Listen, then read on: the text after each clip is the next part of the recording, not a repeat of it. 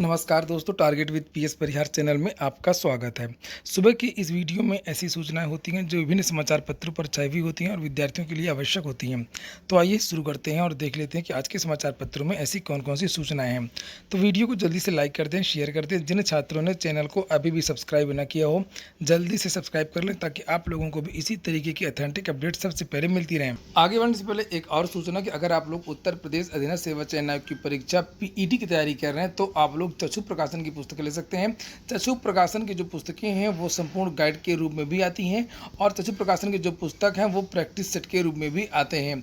अगर हम लोग प्रैक्टिस सेट की बात करें तो सबसे इसकी जो विशेषताएं हैं वो ये है कि इनमें जो प्रश्नों की जो व्याख्या दी गई है उत्तर की वो काफ़ी अच्छी दी गई है, त्रुटियां इसमें बिल्कुल भी नहीं है। और सबसे बड़ी बात यह है कि पीईटी पहली बार होने जा रहा है और जिस तरीके का पीईटी का पैटर्न है और जिस तरीके से यूपी ट्रिपल एससी की परीक्षाओं का पैटर्न है उसी हिसाब से इसको तैयार किया गया है। और इसी तरीके से अगर हम लोग संपूर्ण गाइड की बात करें तो यहाँ पर आप लोग देख सकते हैं मेरे पास ये संपूर्ण गाइड यहाँ पर आई हुई है और इसकी भी यही विशेषता कि इसमें स्टडी मटेरियल तो दिया ही दिया है और साथ में ही अति संभावित जो प्रश्न है उनको भी दिया गया। ये देखिए जो पीईटी का जो पैटर्न है, यूपी ट्रिपल एससी का जो पैटर्न है, इतिहास हो, भूगोल हो, अंग्रेजी हो, क्राफ्ट्स हो या मैथ हो, ये सब कुछ इस पूर्ण गाइड में दिया हुआ। समय कम है और इसलिए जो है आप लोग इस पुस्तक को ले सकते हैं। अगर आप लोग ऑफलाइन लेना चाहते हैं तो किसी भी कापी किताब की दुकान में आपको ये पुस्तक मिल जाएगी और अगर आप लोग ऑनलाइन मंगवाना चाहते हैं तो उसकी जो लिंक है मैंने डिस्क्रिप्शन बॉक्स में दे दी है, वहाँ पर जाकर के आप लोग ऑनलाइन भी इस पुस्तक को मंगवा सकते हैं।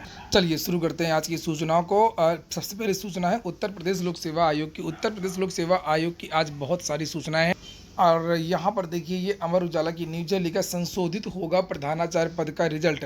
अमर उजाला ही नहीं, भारत के लगभग सभी समाचार पत्रों में ये जानकारी दी गई है और इसके बारे में कल भी एक वीडियो बनाया था कि सुप्रीम कोर्ट ने एक ऑर्डर दिया है और कुल मिलाकर के पीसीएस 2018 के तहत 83 पदों पर एक भर्ती हुई थी प्रधानाचार्य की और उसमें अनुभव प्रमाण पत्र को लेकर के विवाद हो गया था। देखिए यहाँ पर लिखा है कि विवाद अनुभव प्रमाण पत्र को लेकर के हुआ था।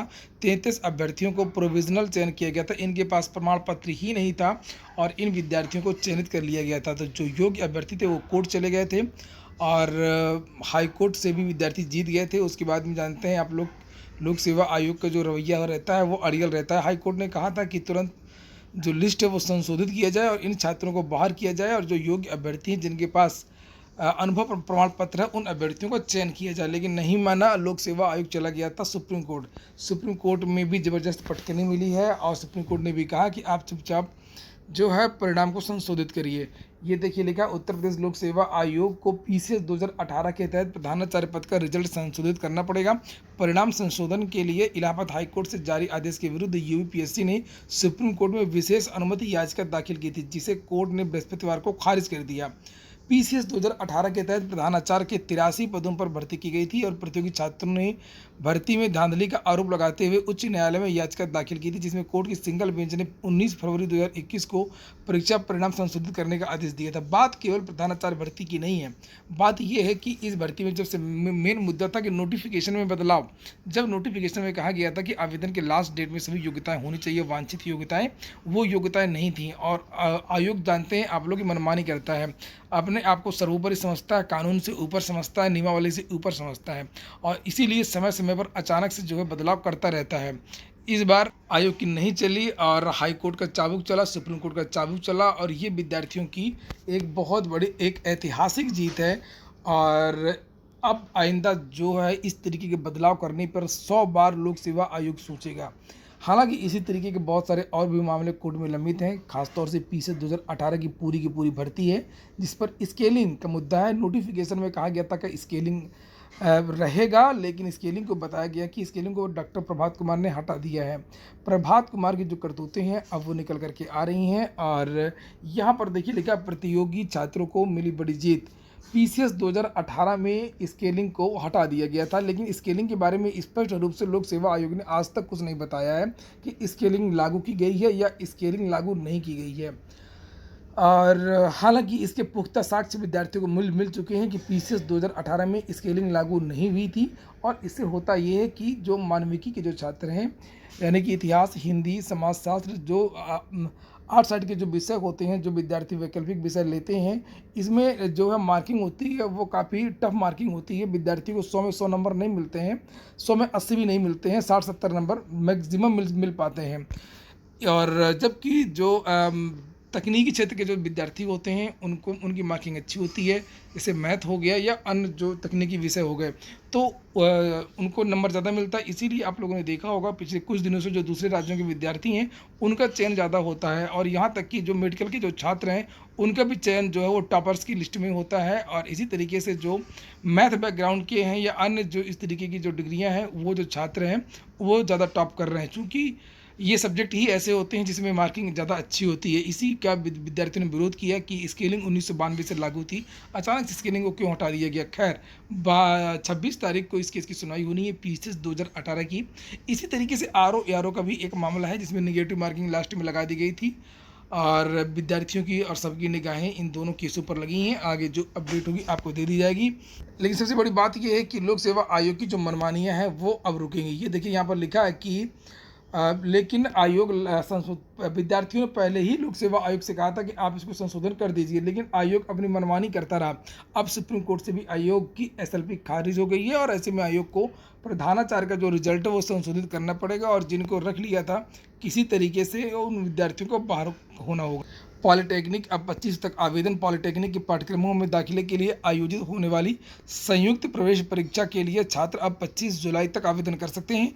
इससे पहले की आवेदन की जो तिथि थी वो 15 जुलाई थी।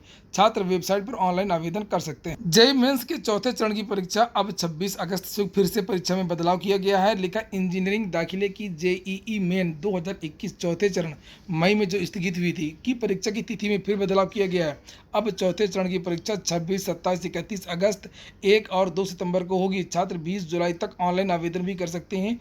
चौथे चरण की परीक्षा के लिए 7,32,000 छात्रों ने रजिस्ट्रेशन भी करवा लिया है। योगी सरकार ने आज के समाचार पत्रों में फिर से एक दावा किया है, यहाँ पर आप लोग देख सकते हैं। निष्पक्ष एवं पारदर्शी भर्ती प्रक्रिया के अंतर्गत 4,25,000 लोगों को सरकारी नौकरियां दी हैं, और 74,000 रिक्त पदों पर जल्द होने जा रही है भर्ती, 1.5 करोड़ से अधिक। ये दोनों जो तथ्य हैं ये बिल्कुल झूठे हैं, ये फेक न्यूज़ है। इसके बारे में मैंने कल एक वीडियो बनाया जिसमें आप लोगों से बताया था कि 4 लाख का जो आंकड़ा है वो ना तो कार्मिक मंत्रालय के पास है और ना ही मुख्यमंत्री ऑफिस के पास है। सूचना के अधिकार के तहत जब ये जानकारी मांगी गई थी कि आखिरकार किन किन विभागों से में ये भर्ती हुई है, किन लोगों को नौकरी दी गई है, तो इसका आंकड़ा ना तो कार्मिक विभाग ने दिया और ना ही मुख्यमंत्री ऑफिस ने दिया। इसी तरीके से 74,000 रिक्त पदों पर जो भर्ती होने जा रही है ये भी एक तरीके से फेक न्यूज ही है। 74,000 रिक्त पदों पर भर्ती नहीं होने जा रही है। वहीं Abdul Kalam technical university AKTU की परीक्षा को भी स्थगित कर दिया गया है, क्योंकि उसी दिन बीएड परीक्षा थी।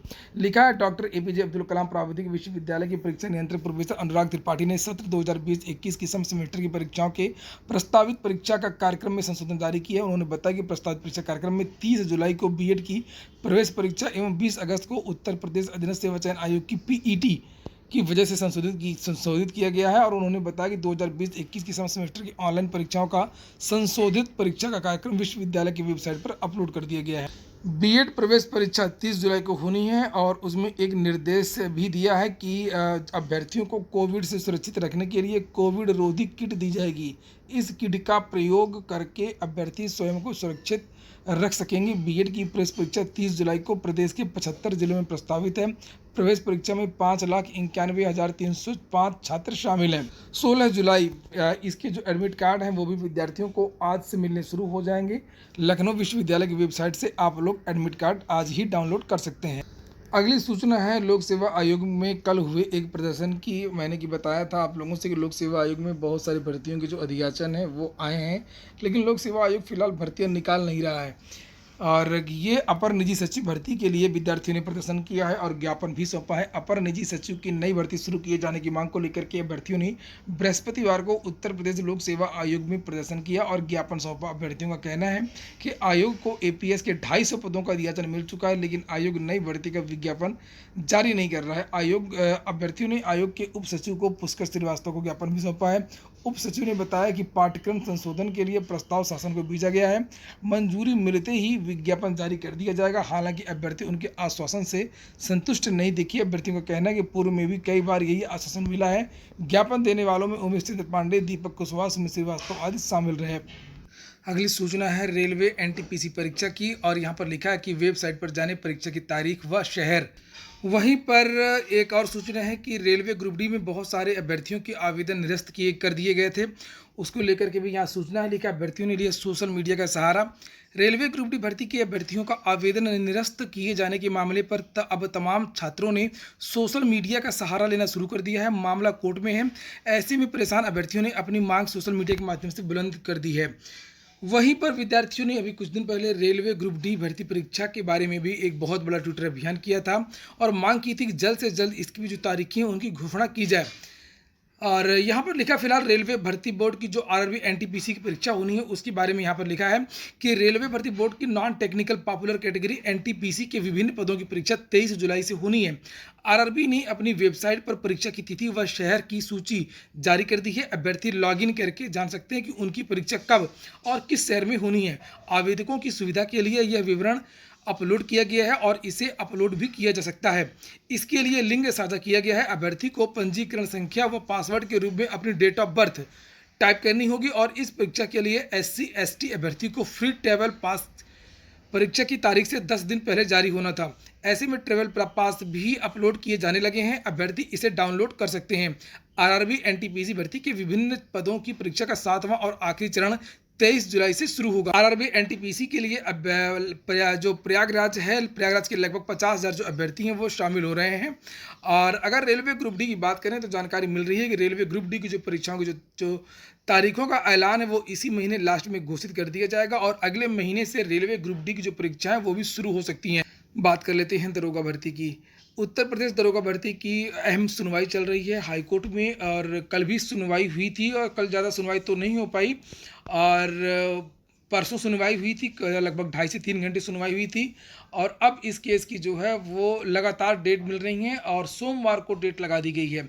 सोमवार को इसकी अहम सुनवाई हो सकती है। बहुत सारे विद्यार्थी पूछ रहे थे कि सर इसमें ऑर्डर सोमवार को ही आ जाएगा क्या, तो ऑर्डर तो अपलोड नहीं होगा, ऑर्डर रिजर्व हो सकता है।